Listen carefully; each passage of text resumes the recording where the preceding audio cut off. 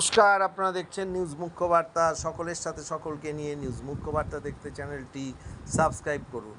আজ ত্রিপুরার রানীর বাজারে ত্রিপুরেশ্বরী কুম্ভমেলা পরিষদের কমিটির ডাকে এসএসজি ট্রেনিং সেন্টারে এক সাধারণ সভা অনুষ্ঠিত হয়। এই সভার বিষয় ছিল 11ই আগস্ট নবনির্মিত মন্দিরের উদ্বোধনী অনুষ্ঠান। এই সভায় সভাপতি ছিলেন গৌতম মজুমদার মহাশয়।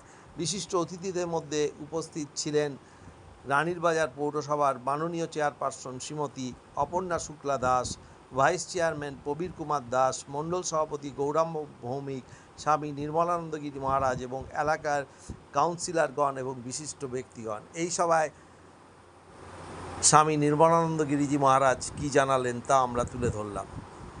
ত্রিপুরা থেকে কৃষ্ণদেব নাথের মুখ্য বার্তা। এই দুটো জায়গাতে আমাদের সিদ্ধি লাভ করতে খুব সুবিধা হয় এবং সেই সিদ্ধি লাভটাকে সম্পূর্ণ পূর্ণমাত্রা দিতে আমাদের কামাখ্যায় সেই সিদ্ধি লাভটা সম্পূর্ণ করা হয় পুজো পাঠ করার মাধ্যমে, জপতপের মাধ্যমে।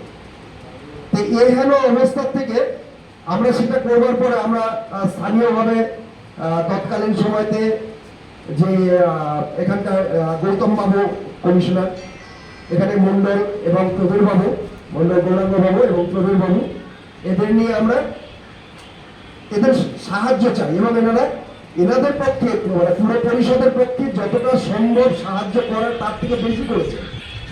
এবং আমাদের ধন্যবাদ জানাই আমাদের মন্ত্রী সুশান্ত চৌধুরীকে, যিনি আমাদের ওনার সাধ্যমতো যতটা সম্ভব ওনার প্রোটোকলে থেকে ওরা আমাদের তার থেকে বেশি আমাদের জন্য করেছেন। এই জন্য আমরা ত্রিপুরাবাসীকে এবং যারা ওই সময়তে ছিলেন, তবে ওই সময় যে ঝাড়ু দিয়েছেন তিনিও কিন্তু কম নয়। যিনি চরণামৃত বিলি করেছিলেন তিনি যেমন, যিনি ঝাড়ু দিয়েছিলেন তিনিও কিন্তু তার থেকে কম নয়।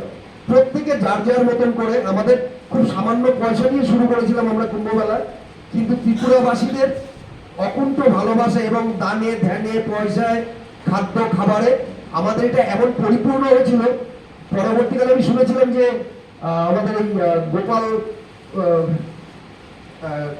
রোড ওখানে আমাদের ফেস্টুন বা প্ল্যাকার্ড করা হয়েছিল, গেট করা হয়েছিল, এখানে আরো কয়েকটা জায়গায় করা হয়েছিল। মানুষ ঢুকতে পারেনি বলে ওখান থেকেই প্রণাম করে চলে গেছে।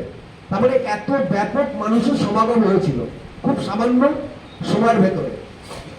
গত 2 বছর ধরে ওই সময়তে যেসব দেশ বিদেশের সাধুরা এসেছিল, আমাদের যেখানে কুম্ভকালী মন্দির আছে সেই কুম্ভকালী মন্দিরের দিকে এরকম ভাবে আর চোখে দেখছিল। ওরা দেখছিল মানে আমাদের তাচ্ছিল্য করছিল যে এত বড় একটা মেলা হচ্ছে অথচ তার মন্দিরের কি ভগ্নদশা, মায়ের কি ভগ্নদশা।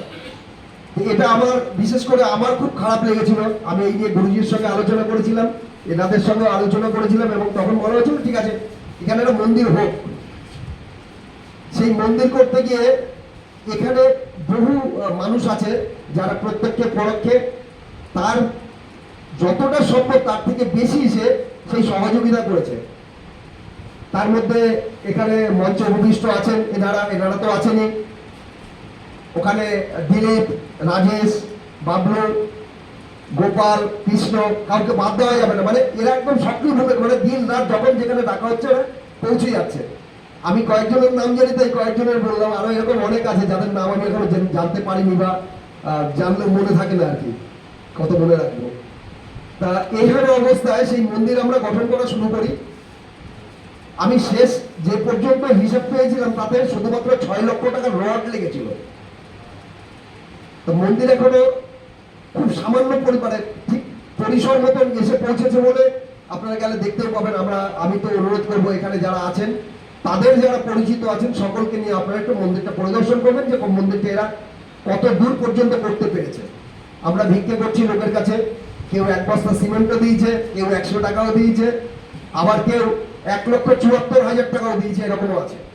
সমস্তটাই সামগ্রী, পয়সা কারোর কাছ থেকে বিশেষ নেওয়া হয়নি আর নেওয়ার প্রয়োজনীয়তাও নেই। কারণ সুশান্তবাবু আমাদের অলরেডি কিছু ফান্ড গঠিত করে অন্যান্য ফান্ড থেকে এই মন্দিরে যাতে উন্নয়ন হয় সেইভাবে কিছু দিচ্ছি, কিন্তু তাতেও আমাদের সংকুলন হচ্ছে না। আমাদের এই সংকুলনটা এই সংকুলনটা আমাদের খুব নিচু মানে খুব বাজে পরিস্থিতিতে আছি এবং সেখান থেকে আমরা বিভিন্ন লোকের কাছ থেকে পয়সা ধার পর্যন্ত করছি। আমাদের অনেক জায়গায় অনেক পয়সা বাকিও রয়েছে। আমরা দিতে পারছি না, কিন্তু এত করবার পরেও আমরা এখনো মন্দিরের বিশেষ কিছুই করে উঠতে পারিনি। তো এই ব্যাপারে যে কমিটি ছিল, সেই কমিটির কে আছেন না আছেন আমি এক্ষুনি বলতে পারবো না।